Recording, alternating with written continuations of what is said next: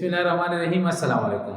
पिछले लेक्चर में हमने डिस्क्रीट रैंडम वेरिएबल को डिस्कस किया था। आज के लेक्चर में हम कंटिन्यूस प्रोबेबिलिटी डिस्ट्रीब्यूशन को डिस्कस करेंगे।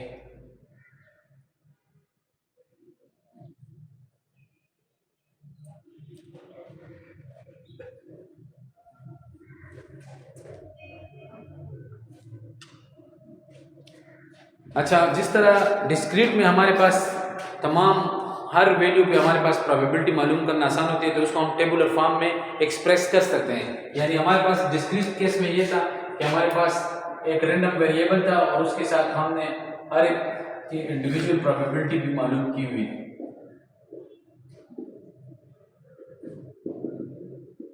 यानी all the possible values of a random variable along with their probabilities हमने एक टेबल की शक्ल में उसको प्रेजेंट किया था। मगर कंटिन्यूस केस में हमारे पास तमाम पॉसिबल वैल्यूज को हम एक टेबल के फॉर्म में अलॉन्ग विद देयर प्रोबेबिलिटीज नहीं रिप्रेजेंट कर सकते, क्योंकि हमारे पास कंटिन्यूस रैंडम वेरिएबल है। तो कंटिन्यूस में हमारे पास लातादाद वैल्यूज होती है। फॉर एग्जांपल हमारे पास एक इंटरवल है 0 से लेकर 1 तक, तो 0 से लेकर 1 तक ये तो इन्फिनिट नंबर ऑफ वैल्यूज इसमें शामिल हैं, लातादाद हैं।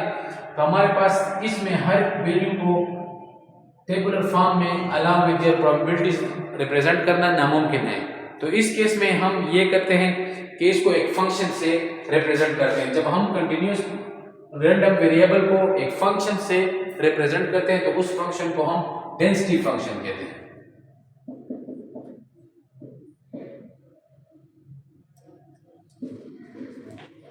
अच्छा, हमारे पास अगर फॉर एग्जांपल एक डेंसिटी फंक्शन है, तो ये हमारे पास प्रोबेबिलिटी डेंसिटी फंक्शन उस केस में होगा कि इसकी ये हमारे पास ग्रेटर देन और इक्वल टू 0 हो किसी भी गिवन इंटरवल में a से b तक। और दूसरी प्रॉपर्टी ये है कि जब इसको हम इंटीग्रेट करेंगे गिवन लिमिट्स पे, तो हमारे पास ये लाजमी तौर पर 1 की इक्वल आना चाहिए। उसी केस में इसको हम प्रोबेबिलिटी डेंसिटी फंक्शन कहेंगे जब ये दोनों प्रॉपर्टीज को सेटिस्फाई करें। तो आइए इससे कुछ क्वेश्चन सॉल्व करते हैं। ये मैंने एक क्वेश्चन बोर्ड पे लिखा हुआ है, ये देखें। ये हमारे पास एक डेंसिटी फंक्शन, इसको चेक करना है कि ये डेंसिटी फंक्शन है कि नहीं, प्रोबेबिलिटी डेंसिटी फंक्शन है कि नहीं। 2 - 2x 0 से लेकर 1 तक ये डिफाइन हुआ है और 0 इसके अलावा हर जगह पे ये 0 है, अदरवाइज ये इसकी वैल्यू 0 है। तो ये डेंसिटी पीडीएफ चेक करने के लिए हम इसको इंटीग्रेट करेंगे हमारे पास। यानी ये देखें, वैसे तो हमारे पास -∞ to ∞ f of x dx is equal to 1 आना चाहिए। तो इस केस में हमारे पास जो -∞ हमारे पास लोअर लिमिट है वो है हमारे पास 0 और अपर लिमिट जो है वो हमारे पास है 1 और जो फंक्शन है वो है 2 - 2x। इसके अलावा ये 0 है, तो ये हम 2 - 2x लेंगे, 2 - 2x। इसको इंटीग्रेट करने से अगर 1 आ गया तो ये हमारे पास प्रोबेबिलिटी डेंसिटी फंक्शन होगा, अदरवाइज ये नहीं होगा। तो आइए चेक करते हैं। ये देखें, हमारे पास 2 की इंटीग्रेशन होती है 2x और x माइनस 2 और x की इंटीग्रेशन हमारे पास होती है x² / 2। इंटीग्रेशन जिन बच्चों को इंटीग्रेशन का नहीं पता, जिन स्टूडेंट्स को, तो ये देख रहे हैं इंटीग्रेशन में हमारे पास जिस कांस्टेंट के साथ हमारे पास x की वैल्यू नहीं है तो वहाँ x की वैल्यू आ जाती है। यानी ये हमारे पास इस तरह है कि x की पावर 0 थी तो इसमें एक पावर बढ़ जाती है इंटीग्रेशन से हमारे पास, तो ये x की पावर 1 और नीचे 1, तो 1 हम नहीं लिखते तो इसलिए इससे x ही आ जाएगा। और जहाँ पे x होगा, वेरिएबल होगा कोई भी वेरिएबल, तो उसकी एक पावर ज्यादा हो जाती है और वही पावर हम नीचे लिख लेते हैं। तो यहाँ हमारे पास x की पावर जो थी वो 1 थी, जब इसको हमने इंटीग्रेट किया तो इसकी एक पावर ज्यादा हो जाएगी, तो हमारे पास इससे आंसर आएगा x की पावर 2 यानी 1 + 1 और नीचे भी 1 + 1 यानी x² में और नीचे 2। इस वजह से मैंने जब 2 को इंटीग्रेट किया वहाँ 2x आ गया और जहाँ मैंने 2 - 2x को इंटीग्रेट किया तो हमारे पास ये मल्टीप्लाई में कांस्टेंट है तो इससे फर्क नहीं पड़ेगा। x को इंटीग्रेट करेंगे तो इससे हमारे पास आ जाएगा x की पावर 2 / 2। इसके बाद हम एक सीधी लाइन से 0 ये लिमिट्स लिख लेंगे 0 से 1 तक। जो हमारे पास जो वैल्यूज कट की वो हम काट लेंगे। इसके बाद लिमिट पुट करने की बारी आ जाएगी। तो लिमिट हम जब पुट करेंगे तो 2, इसमें x की वैल्यू 1 - 0। लिमिट पुट करने का तरीका यह है कि upper limit minus lower limit, जहां जहां भी वेरिएबल है, इस केस में x वेरिएबल है तो उसमें हम upper limit minus lower limit. Same the case with this one. इधर x square देंगे तो x square में जब हम 1 पुट करेंगे तो यहाँ जाएगा 1 का square minus lower limit 0 put करेंगे तो 0 का स्क्वायर। तो इससे हमारे पास आ जाएगा 2 माइनस 1 का स्क्वायर 1, तो 2 माइनस 1 1, इससे आगे 1, इससे 1 आ गया तो ये हमारे पास पीडीएफ है। ये देख लें हमने इंटीग्रेट किया तो hence f of x is a PDF, यानी ये प्रोबेबिलिटी डेंसिटी फंक्शन है। पीडीएफ की जो हमारे पास ये प्रॉपर्टी है इसको यूज करते हुए हम अननोन वैल्यू भी मालूम कर सकते हैं। फॉर एग्जांपल इसमें कोई कांस्टेंट हो, यही मैं फंक्शन ले लेता हूँ आपको समझाने के लिए। फॉर एग्जांपल ये देख लें हमारे पास अगर f of x की वैल्यू c 1 माइनस x 0 से लेकर 1 तक इस लिमिट में ये डिफाइन हुआ है और हमारे पास 0 अदरवाइज इसकी वैल्यू हो, और आपसे ये कहें कि ये डेंसिटी फंक्शन है,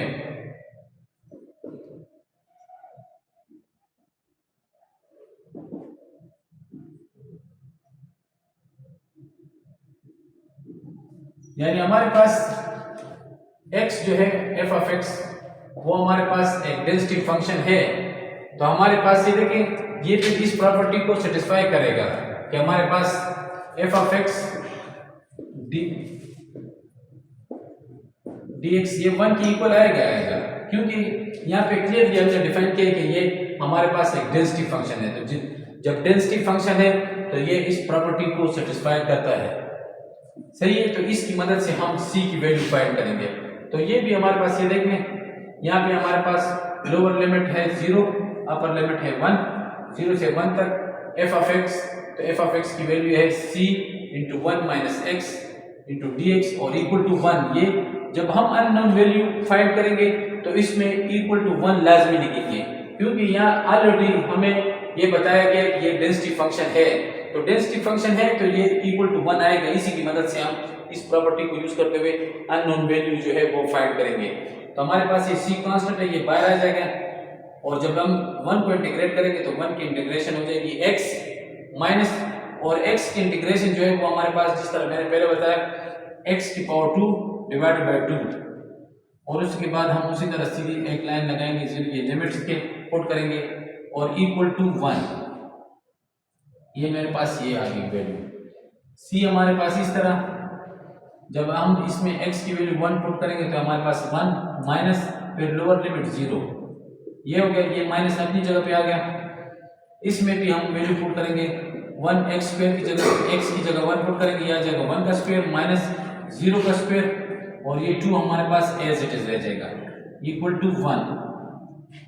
यहां से हमारे पास आ जाएगा 1 माइनस 0 1 का स्क्वायर 1 माइनस 0 का स्क्वायर, ये भी 1 आ जाएगा 1 और 2 इज इक्वल टू 1। 1 माइनस 1 और 2 तो इसे आ जाएगा हमारे पास 1 और 2 इज इक्वल टू 1, यानी c की वैल्यू आ जाएगी, जब ये क्रॉस मल्टीप्लाई हो जाएगा c की वैल्यू हमारे पास आ गई 2, यानी यहाँ जो हमारे पास है c की वैल्यू ये 2 की इक्वल है। यानी हमारे पास जो डेंसिटी फंक्शन बनता है वो हमारे पास यूं बनता है कि c की जगह आ जाएगा 2 इंटू 1 माइनस x 0 से लेकर 1 तक। ये देख लें ये जब 2 हम इसको इसके अंदर मल्टीप्लाई करेंगे 2 माइनस 2x, इस तरह भी लिख सकते हैं, इस तरह भी लिख सकते हैं। तो वही क्वेश्चन हमारे पास आ गया।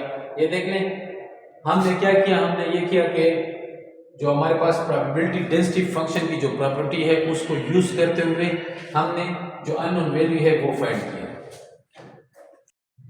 कंटिन्यूस प्रोबेबिलिटी का जो लेक्चर हमने स्टार्ट किया है उसमें हमारे पास हम प्रोबेबिलिटीज कैसे फाइंड करेंगे वो भी साथ में सीख लेते हैं। देखिए हमारे पास एक फंक्शन है फर्स्ट के फॉर्म, वही फंक्शन में दोबारा लिख लेता हूँ 0 से लेकर 1 तक और 0 एल स्क्वायर, यानी इसके अलावा ये हर जगह 0। ये हमारे पास एक फंक्शन है प्रोबेबिलिटी डेंसिटी फंक्शन है।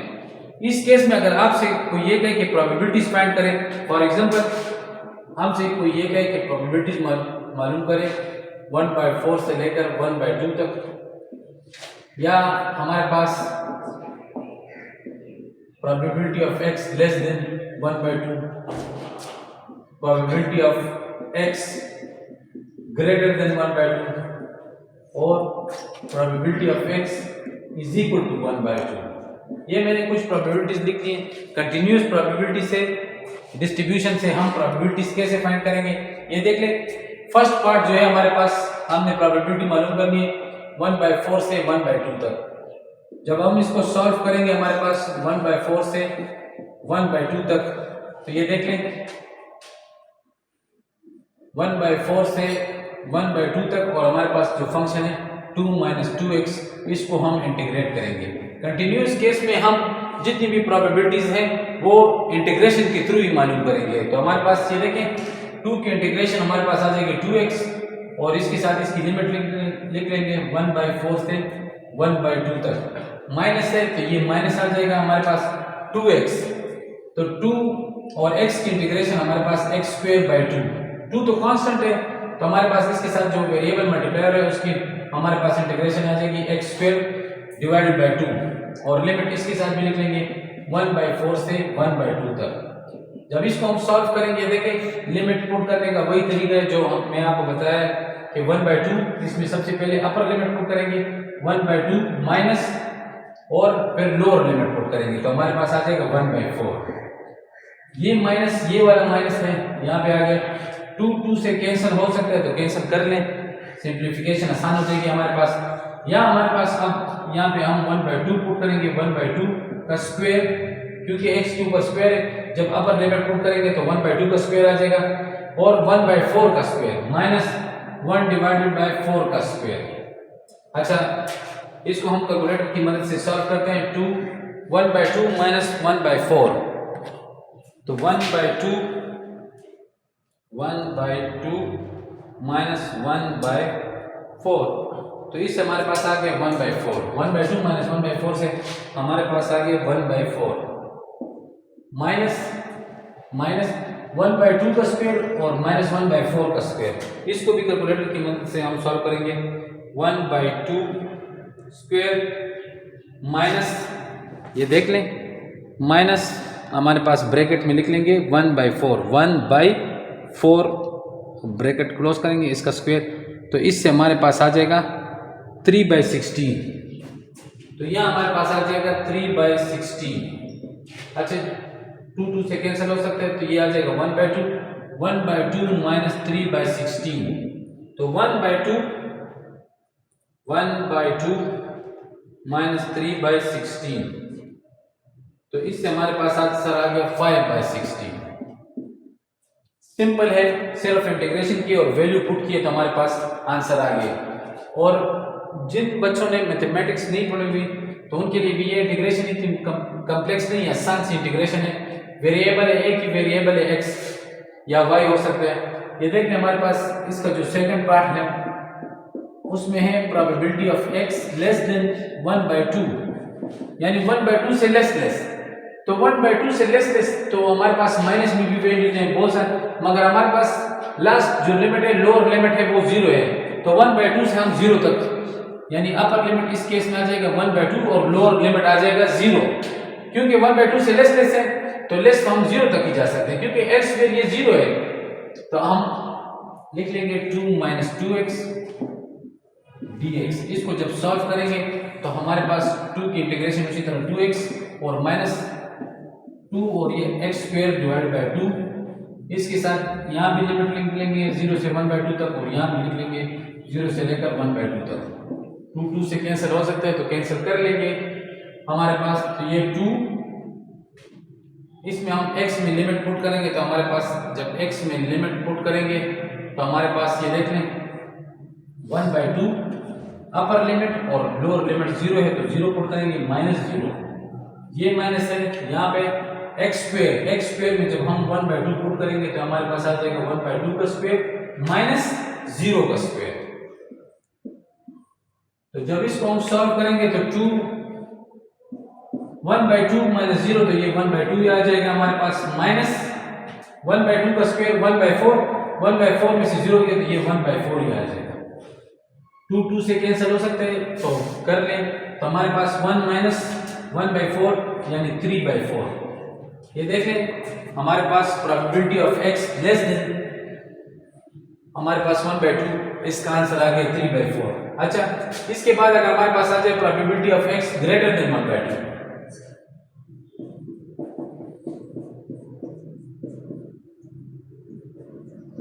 तो इस केस में ये देखें 1/2 से ग्रेटर, तो ग्रेटर हम 1 तक जा सकते हैं, क्योंकि हमारे पास अपर जो लिमिट है वो है 1, तो 1 से हम ऊपर नहीं जा सकते, क्योंकि हमारे पास जो फंक्शन डिफाइन है 0 से 1 तक ही डिफाइन है। इसके अलावा ये 0 है, एल्सवेयर एनीवेयर हमारे पास इसकी वैल्यू 0 है, तो हम 1/2 से लेकर लोअर लिमिट इस केस में 1/2 आ जाएगी, मगर अपर लिमिट इसमें 1 आ जाएगी। और वही फंक्शन 2 - 2x इंटू dx, जब इसको हम इंटीग्रेशन इसकी करेंगे तो 2x minus 2 into x square by 2, limit साथ में निकलेंगे 1/2 से लेकर 1 तक, यहाँ भी 1/2 से लेकर 1 तक। 2 और 2 कैंसिल हो सकते हैं, तो ये कैंसिल करके सिंप्लीफिकेशन आसान हो जाएगी। हमारे पास 2 अपर लिमिट 1 है, तो 1 माइनस लोअर लिमिट 1/2 माइनस ये वाला माइनस है, ये माइनस जो है ये इंटीग्रेशन की वजह से है, upper limit minus lower limit, ये माइनस क्वेश्चन वाला माइनस है यहाँ पर। तो हमारे पास आ जाएगा अपर लिमिट पुट करेंगे 1 का स्क्वायर माइनस 1/2 का स्क्वायर। इसको जब हम सॉल्व करेंगे 1 - 1/2, तो इससे हमारे पास आ जाएगा 1/2 माइनस, और इस केस में ये देख लें हमारे पास आ जाएगा 1 - 1/4, 1 - 1/4, तो 2 से कैंसिल हो सकते हैं, और 1 - 1/4 से आ जाएगा 3/4। तो हमारे पास आ जाएगा 1 माइनस 1 यहाँ से आ गया, और ये 1 - 1/4, तो यहाँ से आ जाएगा 3/4। तो हमारे पास जब इसको हम सॉल्व करेंगे तो ये आंसर आ जाएगा 1/4। अच्छा, इसका लास्ट केस जो है हमारे पास वो है probability of x is equal to 1/2, यानी 4th नंबर पार्ट जो हमारे पास है वो है probability of x is equal to 1/2।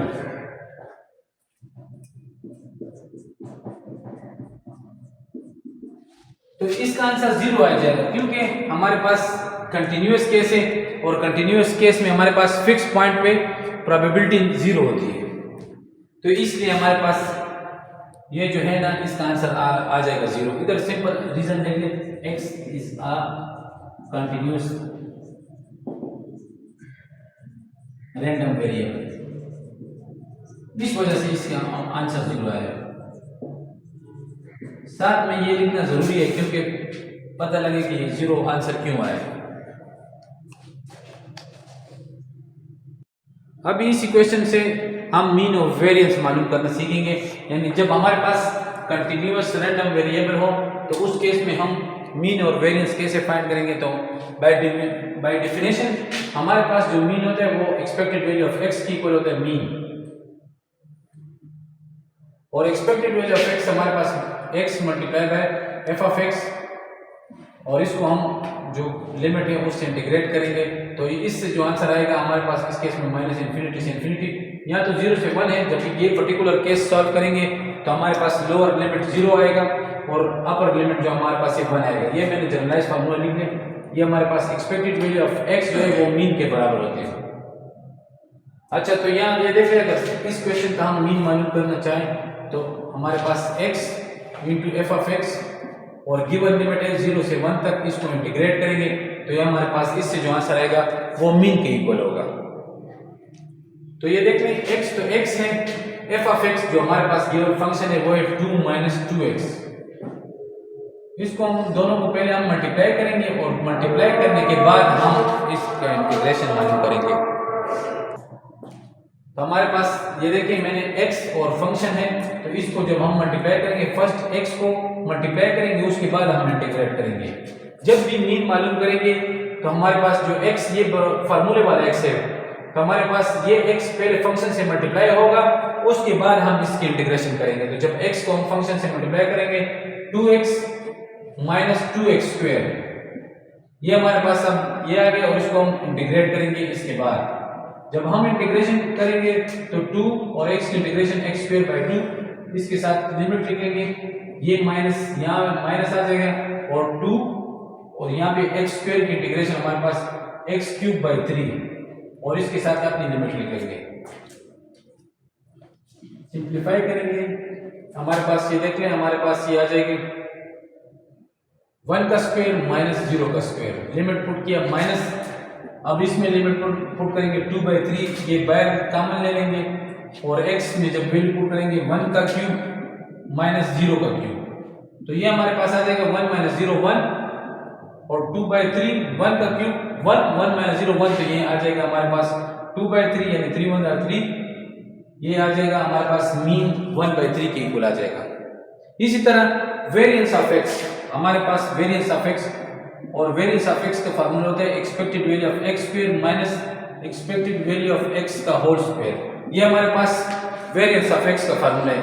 तो ये देख लें, गौर से देख लें, हमारे पास वेरिएंस के लिए expected value of x square की वैल्यू भी चाहिए, और जब हम expected value of x square की वैल्यू मालूम करेंगे तो जिस तरह हमारे पास एक्सपेक्टेड वैल्यू ऑफ x की वैल्यू x को फंक्शन से मल्टीप्लाई किया उसके बाद इंटीग्रेट किया, इसी तरह x स्क्वायर को हम फंक्शन से मल्टीप्लाई करेंगे और उसकी इंटीग्रेशन करेंगे, तो हमारे पास इससे आ जाएगा expected value of x square. तो इस पर्टिकुलर केस में हमारे पास जब हम expected value of x square मालूम करेंगे तो सबसे पहले x स्क्वायर को फंक्शन से मल्टीप्लाई करेंगे और हमारे पास फंक्शन जो है वो है 2 माइनस 2x, और इसकी इंटीग्रेशन करेंगे, गिवन लिमिट हमारे पास है 0 से 1 तक। सबसे पहले मल्टीप्लिकेशन की बारी आएगी, x स्क्वायर को मल्टीप्लाई करेंगे 2x स्क्वायर, और जब x स्क्वायर माइनस 2x से मल्टीप्लाई होगा तो ये 2x क्यूब, यानी वेरिएबल हमारे पास जब मल्टीप्लाई होता है तो उसकी पावर ऐड हो जाती है, तो हमारे पास सिंपल मैथमेटिक्स रूल अप्लाई हुआ यहाँ पे 0 से लेकर 1 तक। और अब बारी आएगी हमारे पास इंटीग्रेशन की, 2 और x स्क्वायर की इंटीग्रेशन, तो एक पावर बढ़ जाएगी वही पावर नीचे, और 0 से लेकर 1 तक माइनस 2x क्यूब है तो यहाँ आ जाएगा 2x की पावर 4 और नीचे 4, यानी जो जब भी इंटीग्रेशन करते हैं तो एक पावर ज्यादा जाती है वेरिएबल की, वही पावर हम नीचे में ले लेते हैं 0 से लेकर 1 तक। जहां तक बारी हमारे पास लिमिट पुट करने की आई, ये देखें 2/3 कॉमन ले लेंगे, हमारे पास 1 पुट करेंगे 1 का क्यूब माइनस 0 का क्यूब, माइनस कैंसिल हो सकते हैं, कैंसिल कर दें तो हमारे पास 1/2 आ जाएगा, 1/2 कॉमन ले लें, 2 2 are 4, ये मैंने जस्ट सिंपल कैंसिल कर दिया। यहाँ पे अभी अपर लिमिट और लोअर लिमिट पुट करेंगे तो यहाँ जाएगा 1 की पावर 4 और लोअर लिमिट 0 तो 0 की पावर 4।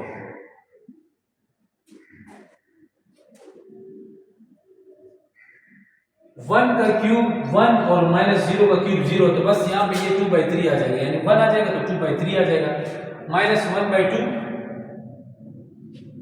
1 की पावर 4 1 और 0 की पावर 4 0, तो 1 माइनस 0 तो हमारे पास 1 ही आ जाएगा, यहाँ भी 1 आ जाएगा, यानी ये 2/3 माइनस 1/2। इसको हम कैलकुलेटर की मदद से सॉल्व करेंगे। हमारे पास ये देखें, हमारे पास ये आ जाएगा 2/3 माइनस 1/2, तो इससे हमारे पास आंसर आ गया 1/6, यानी expected value of x square की वैल्यू आ गई हमारे पास 1/6, और हमारा जो टारगेट था वो है वेरिएंस ऑफ x मालूम करना। वेरिएंस ऑफ x मालूम करने के लिए हमारे पास दो चीजों की जरूरत थी वेरिएंस ऑफ x की, एक expected value of x square जो कि हमने अभी मालूम की ये 1/6, और एक हमारे पास एक्सपेक्टेड वैल्यू ऑफ x का होल स्क्वायर यानी मीन की वैल्यू, और वो हमने ऑलरेडी फाइंड कर ली हुई है। Expected value of x square हमारे पास 1/6 माइनस 1/3 का होल स्क्वायर, तो ये देख लें 1/6 माइनस हमारे पास आ जाएगा, ये देखिए 1/3, सॉरी 1 नहीं लिखा गया,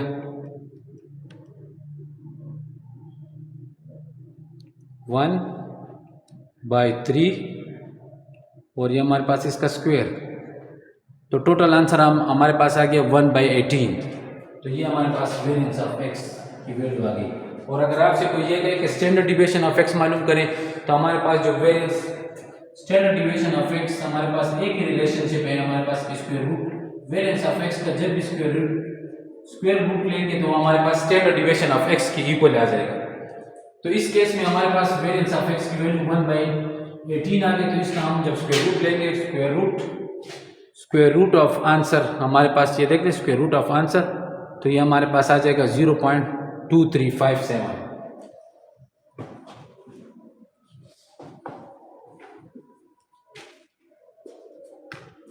तो ये हमारे पास, ये देख लें, जब भी आपके पास कंटिन्यूअस केस हो और अगर आपसे कोई ये कहे कि मीन मालूम करें, तो मीन हमारे पास एक्सपेक्टेड वैल्यू ऑफ एक्स के इक्वल होगी, यानी एक्स को फंक्शन से मल्टीप्लाई कर लें और उसके बाद इंटीग्रेशन कर लें। तो ये हमने पहले मीन फाइंड की, और इसके बाद अगर आपसे ये कोई कहे या आपने मालूम करने का इरादा हो वेरिएंस ऑफ एक्स का, तो वेरिएंस ऑफ एक्स का फार्मूला है expected value of X square minus expected value of x का होल स्क्वायर। तो यहाँ इसके लिए एक्सपेक्टेड वैल्यू ऑफ एक्स तो फाइंड आप कर चुके होंगे, मगर expected value of X square की वैल्यू, तो सबसे पहले expected value of X square की वैल्यू हम मालूम करेंगे, और वो सिंपली कि फंक्शन को हम एक्स स्क्वायर को फंक्शन से मल्टीप्लाई करेंगे, उसके बाद इंटीग्रेट करेंगे।